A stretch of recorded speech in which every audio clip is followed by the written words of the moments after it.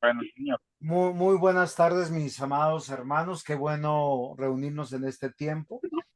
Esto es un tiempo de capacitación para ancianos y diáconos para entender lo que estamos haciendo como parte de ser oficiales de la iglesia. Hemos venido hablando de principios bíblicos del gobierno presbiteriano y posiblemente como las semanas han ido pasando, yo quiero retomar, porque vamos a hablar de 5 principios y solamente retomar un poquito, o sea, ¿por qué tenemos el gobierno que tenemos? ¿Por qué somos diferentes a otros tipos de gobierno que nosotros vemos en otras iglesias, instituciones y organizaciones? Entonces, he querido a través de esta diapositiva voy a leer porque nuestro candidato anciano, nuestro hermano Andrés, está manejando. Dice el primer principio: Cristo es la cabeza de la iglesia y la única fuente de autoridad. Diácono Mario, ¿qué entiende de ese enunciado?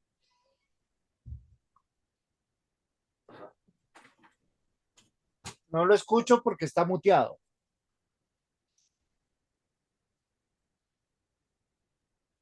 Sí, señor. Pues que Cristo es el dueño de la iglesia, a Ok, quien le pertenece, y es el único que autoridad establecía directamente.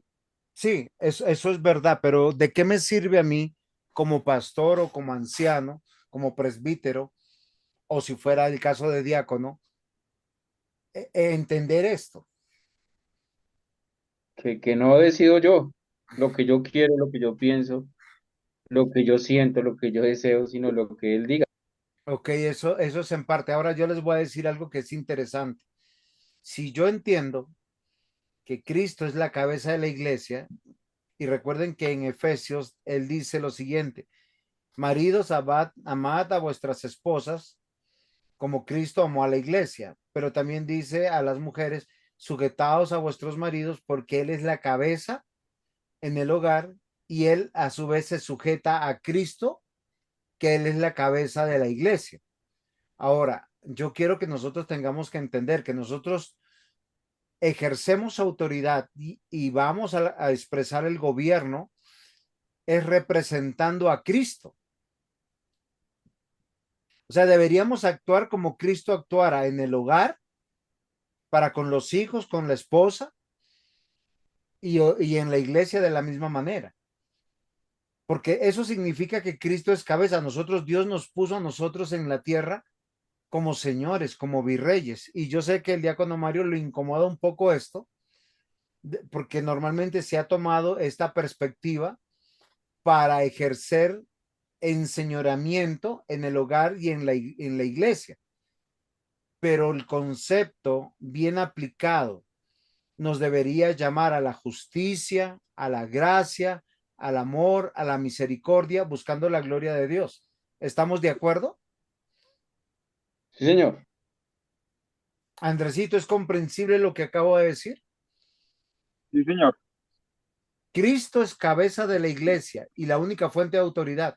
Y nosotros como entes gobernantes, como organismos gobernantes, lo representamos en justicia, en moralidad, en nuestras decisiones. Por eso, cada uno de nosotros, particularmente por nuestro hogar, respondemos ante Dios. Lo que está sucediendo en la casa, en esas 4 paredes, después de que cerramos la puerta, es responsabilidad de cada uno de nosotros. Y hay una pluralidad dentro de ese gobierno cuando está papá y mamá. En la iglesia también hay una pluralidad y son organismos los cuales representan a Cristo, porque hay una sola cabeza. Si hemos entendido esto, el segundo principio es: Cristo ejerce su autoridad por medio de la palabra. Nosotros estamos llamados a gobernar no por capricho, sino estamos llamados a gobernar en la iglesia con orden, con decencia, con justicia, pero no a criterio personal.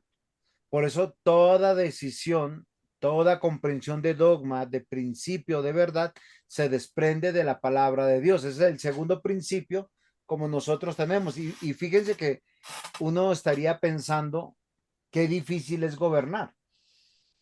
¿Cómo se gobierna?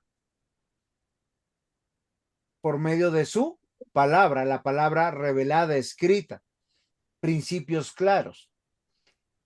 ¿Preguntas hasta aquí? No, señor. Oh, no, Muy señor. bien. Ahora miren lo interesante. Si tenemos una deliberación, deberíamos llegar a un mismo acuerdo. ¿Por qué razón unánime? Porque la palabra de Dios es clara.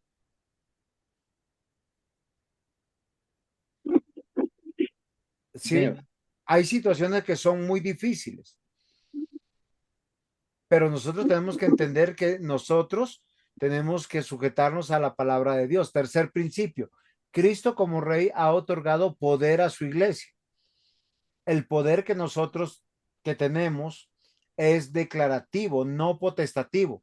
Por eso no podemos forjar nuevas leyes ni nueva comprensión de la ley de Dios. Nuestro discernimiento debe estar siempre con la palabra de Dios. ¿Cómo lo hacemos? Partimos de los textos claros, evidentes, manifiestos, a lo más oscuros. Nunca partimos de los textos oscuros a los más evidentes. ¿Es claro, mis amados hermanos? Sí, señor. Señor.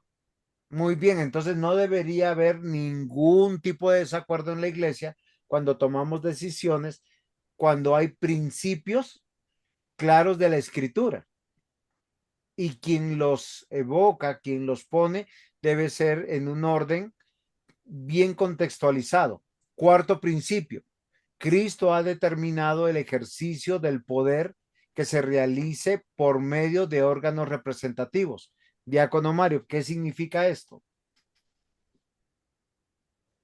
Que no es el pueblo el que decide ni el que toma la decisión, sino los que Dios ha puesto y ha llamado en su iglesia. ¿Por qué razón? Porque no somos congregacionalistas, donde el pueblo es el que manda y gobierna, pero si el pueblo, no, porque Dios ha dado dones y talentos, Ok, y cada, perfecto. y cada uno tiene un don, un talento, una habilidad que Dios la usa para edificar su reino. Ok, al lado de los dones y de los talentos, Dios da un llamado y ese llamado nos inviste de autoridad. Por eso, cuando una persona es llamada a un oficio ministerial, es ungido, es juramentado, es consagrado. El llamado de Dios siempre es irreversible. Eso no significa que no podamos destituir un diácono, un anciano o un pastor. Se puede destituir, pero bajo un proceso judicial que puede decantarse en dos cosas. No es un hijo de Dios y se tiene que excomulgar, y si es un hijo de Dios, pues tenemos que buscar su restauración. En estos días está por todas las noticias y por todos lados, redes sociales y medios, la destitución del pastor Larson, Sí, sí, ¿cierto? sí, señor. Y muchos Steve Larry, sí, y muchos han tomado esto para rasgarse las vestiduras, ¿sí? La caída de un siervo de Dios, y esto se ha convertido en un chisme. ¿Por qué razón? A mi juicio, por un mal proceder de ancianos de una iglesia que se preocuparon más por el honor institucional que por el amor a un hombre de Dios. Porque si ellos dicen que es un hombre de Dios, ¿por qué no lo restauran? ¿Dónde están los principios bíblicos en la palabra de Dios para poder restaurarlo? lo apartan, lo separan, lo sentencian económicamente, hacen una declaración pública, lo escarnecen y lo ponen cual Sanedrín en los tiempos de Jesús. ¿Por qué yo lo digo? Porque nosotros podemos tocar el caso en cualquier momento de un anciano, de un pastor, de un diácono o de un miembro de la iglesia. ¿Tienen comentarios al respecto? No, estaba pues mirando lo del pastor Lawson, estaba uno mirando pues que ninguno de nosotros está exento de poder Yo la fallar. verdad no conozco el caso. Mi hermano Andrés, cuénteme. Que no conozco el caso. Diácono Mario, ¿puede ilustrarlo si quiere? Pues lo que yo vi es que en la página de la iglesia ellos publicaron que había sido retirado porque había caído en un adulterio Sí. y que lo retiraban, pastorado y de dictar clases y del dinero, del salario que ganaba, de todo. Pero pues lo Ah, ok. hizo en la misma página de la iglesia, pienso que por eso es que el pastor dice que les preocupó más el honor institucional que restaurar, aunque él está ahí en la iglesia. Ah, ok, ok. Lo que sucede es que el pastor Larson, hasta donde yo tengo entendido, es un hombre teólogo, conferencista, ha servido por varios años y es un hombre que tiene en este momento 70 años. ¿Cómo fue descubierto, expuesto? No lo sé. Lo que me preocupa es sencillamente el ejercicio que nosotros estamos viendo aquí. Yo quiero que en esta ilustración veamos 4 puntos que hemos visto hasta aquí. Nosotros representamos a Cristo, eso significa la cabeza de la iglesia. Un ejemplo bíblico de esa manera, no lo hay. Cristo ejerce por medio de su palabra. ¿Qué la palabra de Dios demanda frente a este tipo de acciones? De evidencias claras, porque nosotros como gobierno deberíamos evaluarlo de esta manera, no de manera moralista o religiosa, porque caeríamos en situaciones complejas. Ahora, Cristo ha dado el poder no a toda la iglesia, porque no todos van a tener opiniones, unos más que otros menos que otros, pero Dios llamó simplemente a una corte, a un organismo, a un órgano representativo que está representando realmente a Cristo y Cristo le dio ese poder a la iglesia.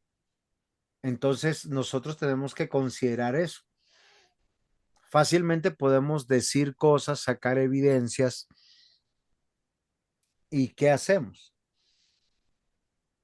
¿Qué hacemos frente a situaciones como que en Cristo todos tus pecados son perdonados? ¿Cómo hacemos que aquel que esté firme mire que no caiga? Que ellos mismos citan en la carta que ellos escriben. ¿Por qué exponen esa situación de manera pública sin haber hecho lo que dice la escritura primeramente? ¿Por qué lo destituyen de un llamado que él tiene sin antes restaurarlo? O sea, porque una cosa es Ok. apartarlo por disciplina, otra cosa es ser destituido y quitarle su pensión y su asistencia económica, que posiblemente no la necesita, pero hacen eso y llegan al descrédito. Son preguntas que yo me hago, porque acá estamos diciendo que estamos representando a Cristo. ¿Ustedes recuerdan algún ejemplo de hombres descubiertos en pecados y cuál fue las acciones que tomó Jesucristo?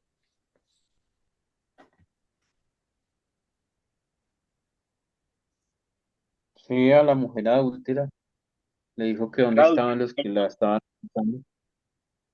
sí, claro.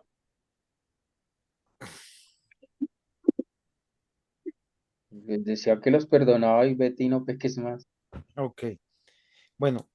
voy como queda grabado y yo quiero que quede claro lo que estoy tratando de hacer es, cada organismo dará cuentas a Dios de sus decisiones, pero las decisiones que tomamos, ese es el quinto principio, es el poder de la iglesia reside en primer lugar en el cuerpo de gobierno o órgano representativo de la iglesia local, el consistorio o los ancianos o los presbíteros. La decisión que ellos toman, eso se va a trasladar como un veredicto oficial, entendiendo todo lo que se ata en la tierra se atará en el cielo, todo lo que se desata en la tierra se desatará en el cielo. Hasta ahí es claro. Yo no estoy diciendo que ellos obraron bien o mal, sino estoy buscando argumentos para poder ver si nosotros haríamos lo mismo o no, porque nosotros tenemos que ejercer la autoridad que Cristo nos ha dado por medio de su palabra, porque es el reino de Dios. Donde nosotros estamos para gobernar en favor de la gloria de Cristo. Y muchos dirán que él fue apartado y separado de esta manera, aunque sigue en la iglesia, y nosotros tenemos que entender y comprender cuánto afecta este escándalo a la iglesia, tanto adentro y afuera. ¿Sí? La pregunta mía es, ¿este hombre es un hombre de Dios? Y si es un hombre de Dios, hemos hecho lo que dice la escritura. ¿Qué haríamos con hijos propios encontrados en pecados en su casa? Usted lo traería el domingo y diría, iglesia, lo paso al frente, pongo una carta y describo, encontré a mi hijo, voy a hacer un ejemplo, algo escandaloso, ¿sí? Masturbándose, viendo películas pornográficas, por tanto, tenemos que destituirlo y sacarlo de la membresía de la iglesia. Yo ya lo eché de la casa para la gloria de Dios. Amén. Nunca, nunca lo vamos a hacer, pastor. Eso sí está claro. Ok, esa es mi preocupación. Sí, sí me comprende. Yo sé que los Sí, claro. actos punitivos en contra del honor de Dios requieren disciplinas.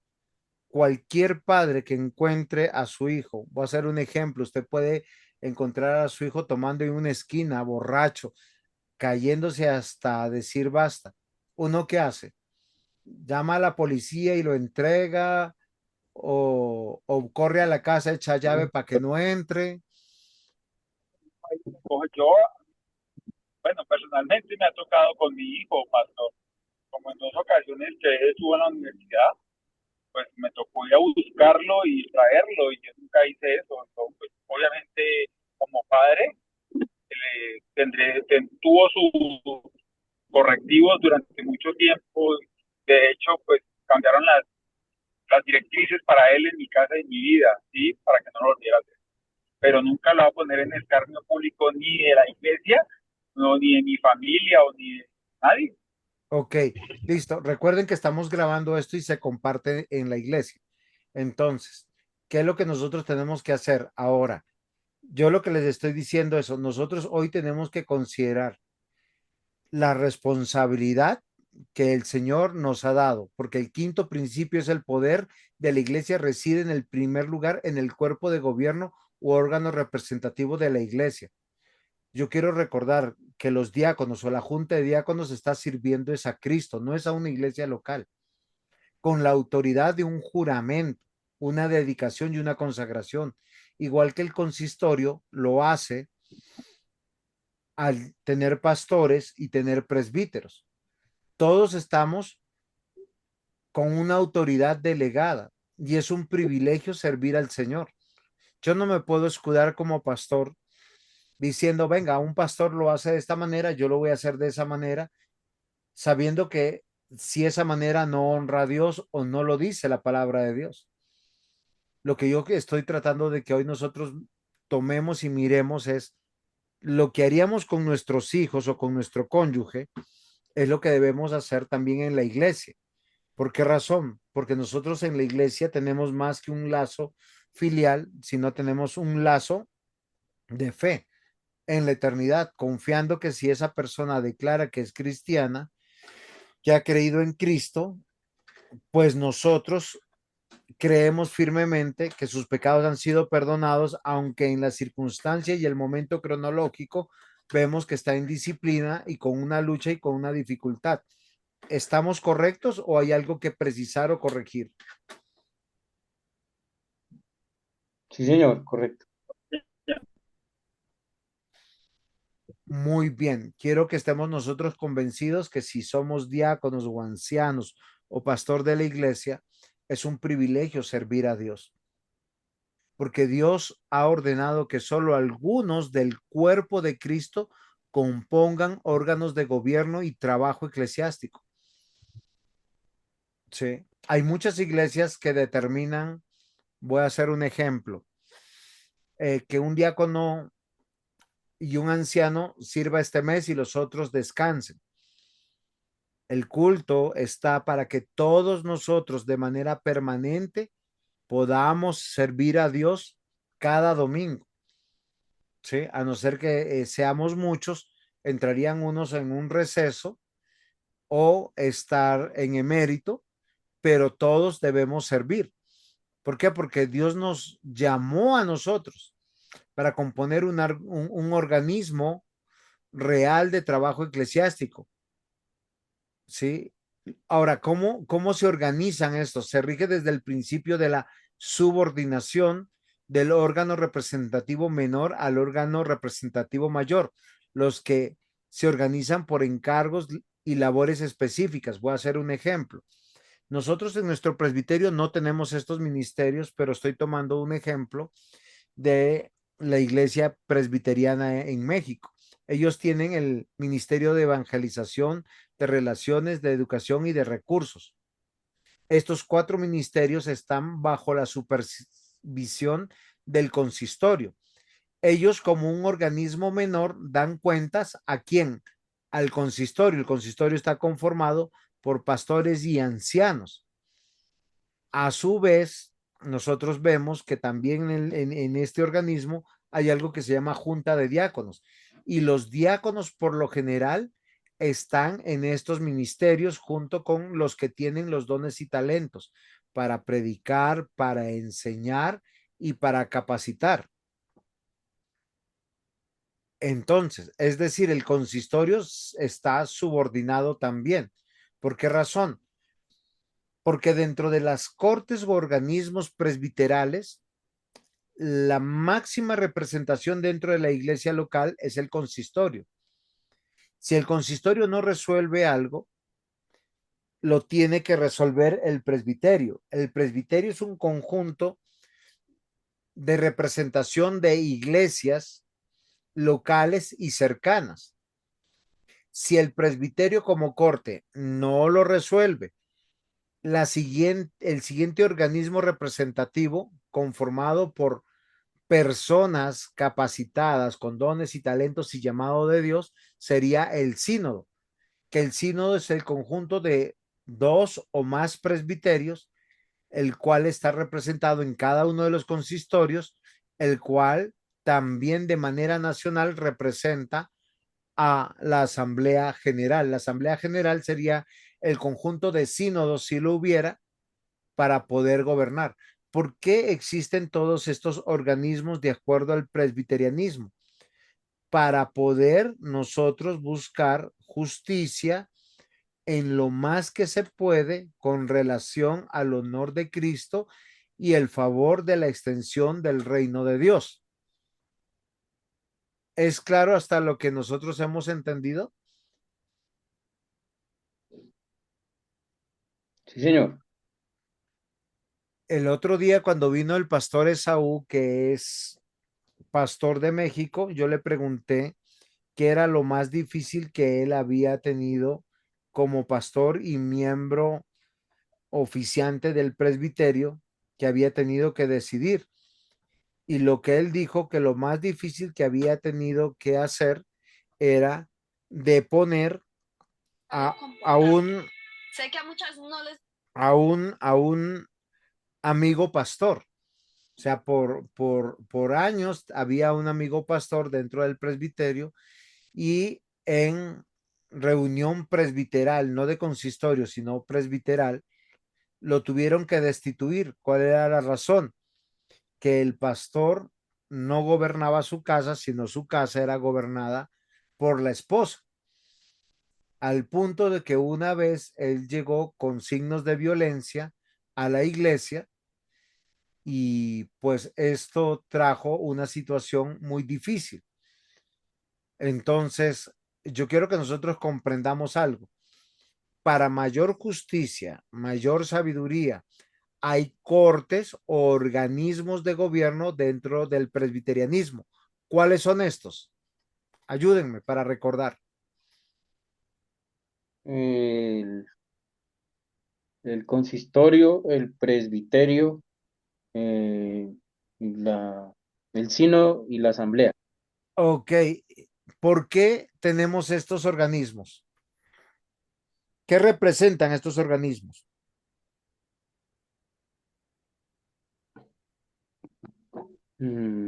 Como diferentes cortes, con más alcance, Sí, sí, con más pero ¿por qué autoridad. tienen más alcance? O sea, la idea que debemos comprender es, el consistorio representa a la iglesia local Sí, y está correcto. conformado por ancianos y pastores.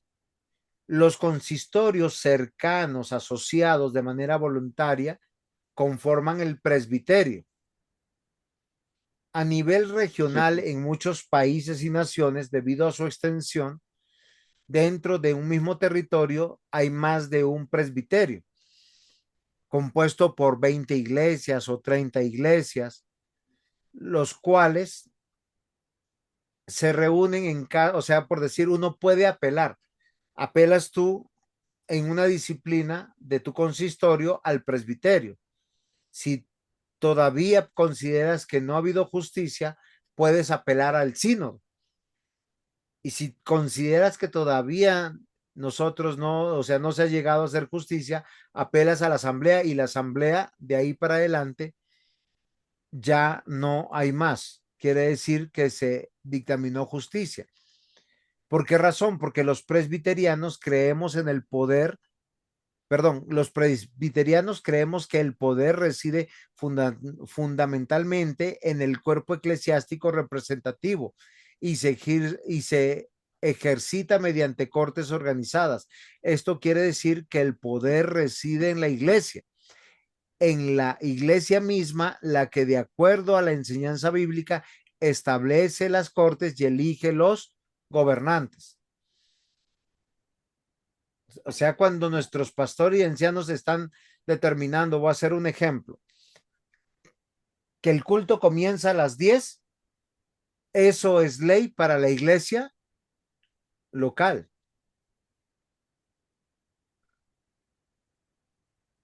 ¿Es claro, mis hermanos? ¿Hay preguntas hasta aquí? no, señor. ¿No es claro o no hay Sí, señor, preguntas? sí es claro. Ah, ok. No hay No hay pregunta. pregunta. Andresito, ¿cómo ves hasta aquí todo? ¿Qué has entendido? Yo tengo una preguntita, pastor, por ejemplo, en el caso de nosotros, el orden del culto, ¿quién lo determina? ¿Su merced como pastor, como cabeza, o de pronto el consistorio? Un ejemplo, así algo sencillo. Muy bien. El diácono Mario es parte del consistorio hace buen tiempo. ¿Usted qué piensa? ¿Quién habrá determinado el culto? Yo sé que usted no sabe ahorita, pero ¿quién cree que determinó el culto? El Señor en su palabra. Sí, claro. O sea, listo. Un día a la semana está determinado, pero queda a criterio de cada consistorio local el determinar las horas, los momentos para poder hacer eso. Llegó un momento en que nosotros suspendimos escuela dominical y fue a causa de una situación de pandemia. Posteriormente, Sí. se tomó una decisión de volver a hacer escuela dominical. ¿Cómo fue esa decisión, Diácono Mario? Cuéntenos que usted ha sido parte del consistorio en ese sentido. Se le presentó a los ancianos pues la idea o el proyecto de retomar que escuela dominical. eh, a partir de este año, creo que fue a partir de este año, Sí, ¿no? señor. Que se representó. Y en el consistorio pues votaron los ancianos y decidieron que sí, y en lo que se va a enseñar y en lo que se va a predicar de igual manera. Y también de igual manera se aprueban las personas que van a enseñar, que van a dirigir y todo se pasa por el gobierno. Por tanto, cuando estos gobernantes se reúnen en asamblea, estos constituyen la iglesia. O sea, cuando está o sea, está reunido el consistorio, se asume de manera representativa que la iglesia está tomando la decisión. Es decir, el consistorio reunido representa a la iglesia local. El presbiterio reunido representan las iglesias locales de una región. La Asamblea General reunida representa la iglesia de Cristo en mayor amplitud geográfica y cada una de estas asambleas son la iglesia representada. Y el sínodo, que no está anotado aquí, representa de manera nacional como el organismo o corte más amplio. ¿Qué quiere decir esto? Que no hay poder absoluto en cada persona o en una persona para tomar decisiones. A la pregunta de nuestro hermano Jaime Andrés Palacio Novoa, nosotros podemos decir lo siguiente: no es el pastor el que determina ni lo que se predica, ni lo que se enseña, ni el orden del culto, ni el horario del culto. Lo hace la iglesia. Ok, ¿Es claro? sí, sí, señor. Si un día ustedes ven que eso se conforma en un vicio, uno tiene que considerar seriamente que está en una iglesia equivocada. Obviamente que las propuestas o las proposiciones nacen de un corazón, pero es eso, una propuesta, y se lleva, por lo menos en el caso de nuestra iglesia, siempre hemos determinado de manera unánime, por decir, vamos a buscar el presupuesto del año 2025 y se socializa unas expectativas, se socializa un presupuesto que ya hubo y en fe se toma decisiones para el 2025. Se sobreestima que puede encarecerse, subir. Usamos dones y talentos y hasta ahora, Diácono Mario, ¿cómo ha visto? ¿Hemos sido acertados o no? Sí, sí, señor. Y es de Sí, una porque no es manera, solo, señor, sí, por lo que no es una sola persona decidiendo. y hemos acertado y hemos tenido buen cuidado en cada decisión. Tanto así que pareciera que supiéramos cuánto va a entrar y cuánto va a salir. Correcto. Y el Señor nos ha respaldado.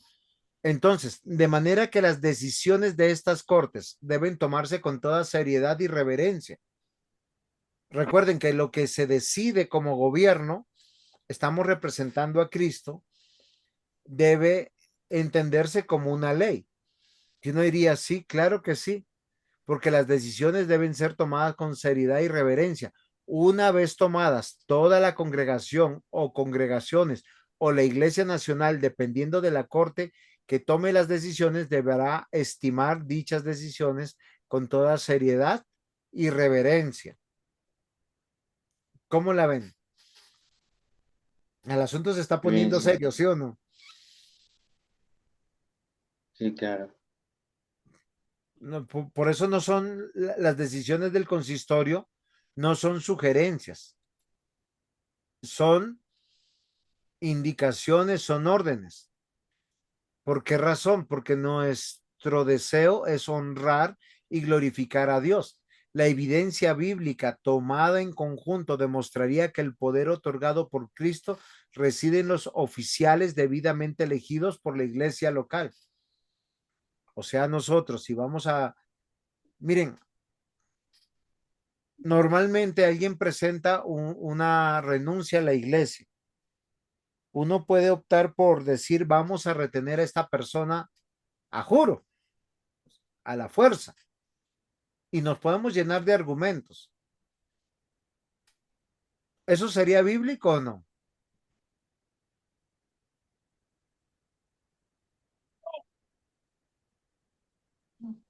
No creo. Yo tampoco. ¿Por qué razón? Porque la forma del gobierno presbiteriano es representativo. La congregación local nos eligió a nosotros o grupo de ancianos o presbíteros. Integran una sesión para representarlo legítimamente. Y lo interesante es que los pastores fueron investidos con una autoridad para poder predicar y administrar los sacramentos. Y los ancianos o los presbíteros, ¿para qué? ¿Cuál es la labor de un presbítero que está representando a la iglesia?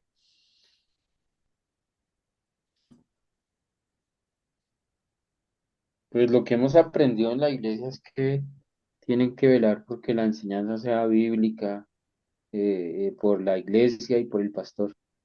Muy bien, o sea, Como, ellos tienen una tarea mucho más alta de la que ellos mismos se imaginan. Por eso nosotros necesitamos la representación de o la presencia de ellos de manera permanente. Sí, sí, sí, sí me comprenden, porque ellos son los veedores, los garantes, y los diáconos son la parte activa de la iglesia. El gobierno presbiteriano es bíblico. Los apóstoles que se organizaron o que organizaron las iglesias del Nuevo Testamento no nombraron más apóstoles, sino que nombraron presbíteros. El texto dice, constituyeron ancianos en cada iglesia, habiendo orado con ayunos, los encomendaron al Señor en quien habían creído. La palabra anciano en la lengua griega es presbítero, que quiere decir los más decanos o experimentados. Por esta razón, la Biblia dice que un presbítero no puede ser un nuevo convertido. Hechos 14:23 dice, constituyeron ancianos en cada iglesia y habiendo orado con ayunos, los encomendaron al Señor en quien habían creído. Hechos 14:23. Bueno, repetí el mismo versículo, me perdona, en la siguiente diapositiva. Hechos 20:23. Por tanto, mirad por vosotros y por todo el rebaño en que el Espíritu Santo os ha puesto por obispos para apacentar la iglesia del Señor, la cual él ganó por su propia sangre. ¿Cuál es la idea central de este versículo, diácono Mario, para los pastores y para los presbíteros?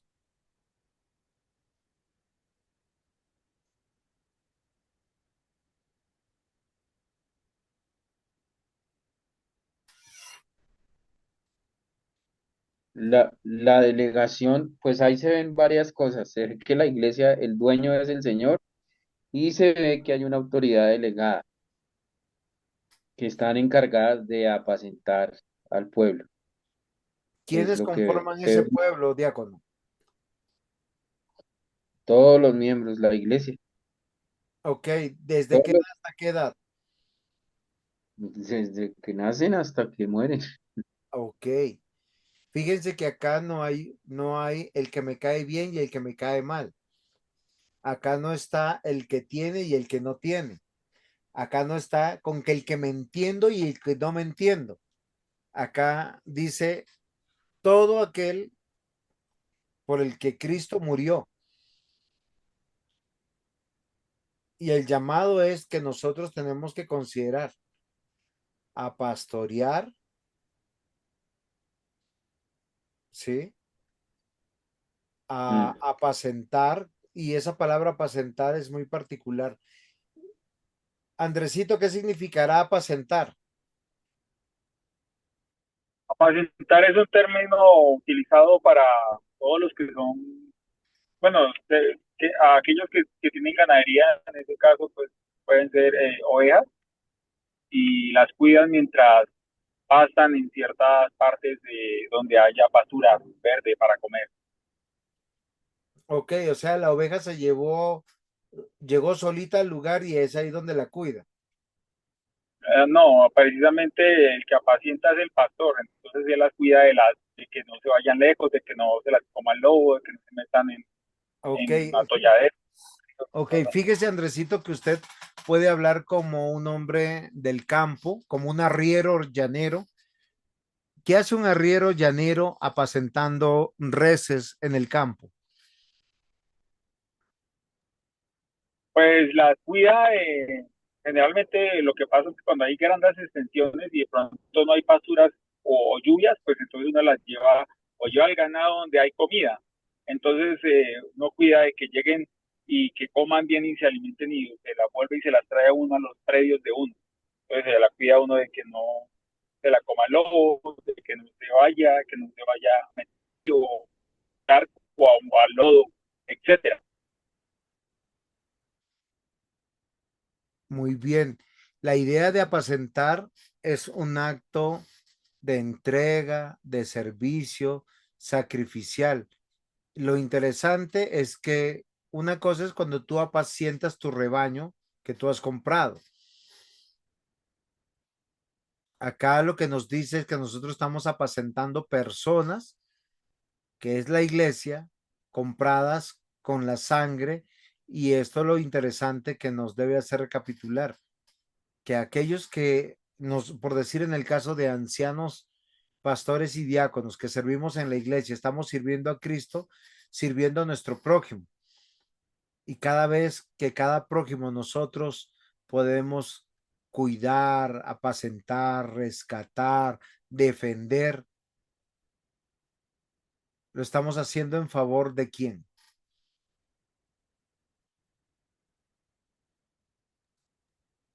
Del dueño del rebaño. Ajá. Yo quiero que no olvidemos esto, para que nosotros no veamos nuestro trabajo con despropósito, porque a veces llegamos y no nos saludan, a veces llegamos y no nos agradecen, a veces llegamos y piensan que nosotros somos un fastidio. ¿Por qué razón? Porque ellos nos ven a nosotros y no ven a Cristo, o viceversa, porque nosotros no vemos a Cristo en estas personas y solo vemos la parte humana. Y tal vez el llamado de hoy es entender que el gobierno presbiteriano se rige por una constitución. Y nosotros en la Biblia encontramos los principios mayores y más importantes de la vida de la iglesia. El socorrernos unos a otros, el soportarnos el unos al otros, el sostenernos los unos a los otros, el perdonarnos los unos a los otros. Yo no he visto todavía el denunciarnos el unos a los otros. Dice, si tú encuentras a alguien en pecado, procura rescatarlo como si fueras tú mismo. Gánate al hermano. Yo no he visto mata al caído, expulsa al rebelde, en ese sentido, de la iglesia. Por eso nosotros tenemos que considerar que la iglesia presbiteriana ha hecho algo bonito y maravilloso.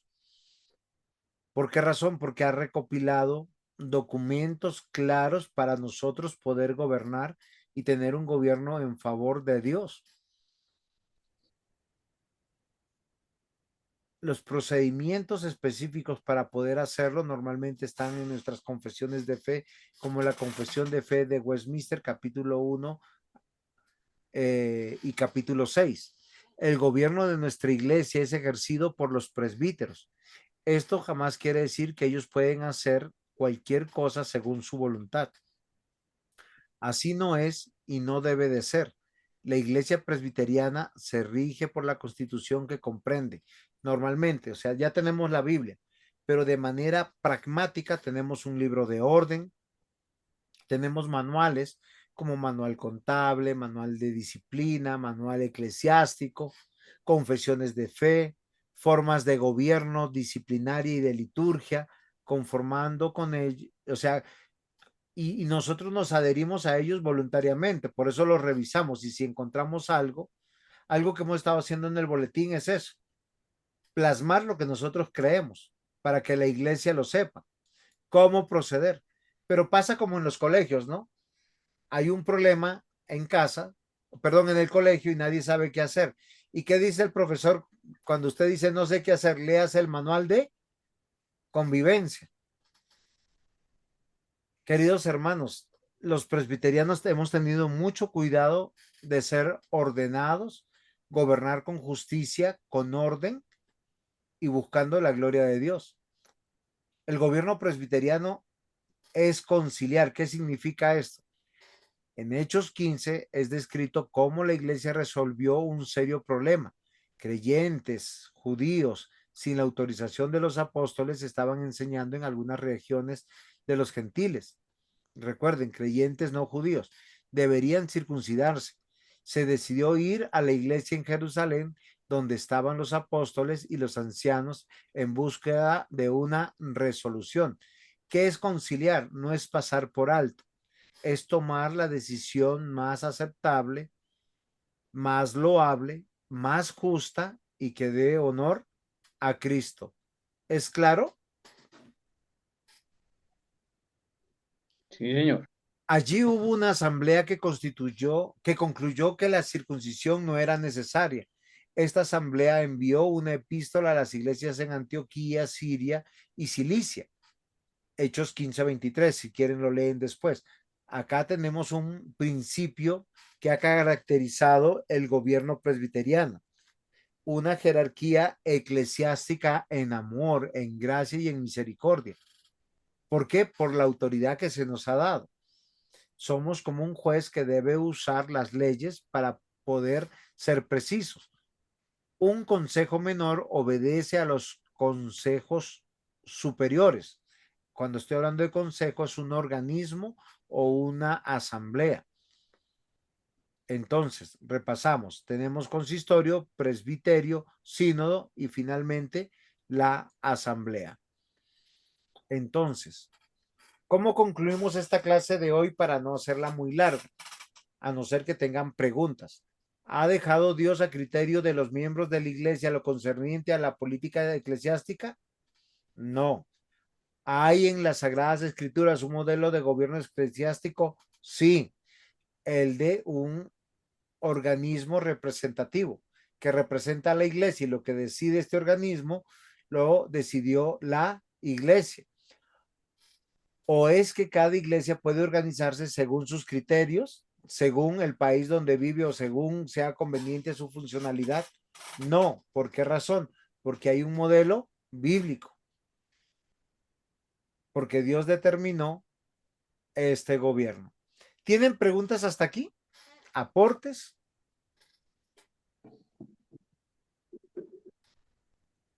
No, señor. No, señor. Muy bien. Entonces, como no hay preguntas y no hay aportes, vamos a terminar en oración y vamos a pedirle a nuestro hermano Andrés que ore por nosotros. ¿Sí puede orar ahí un tricito por nosotros?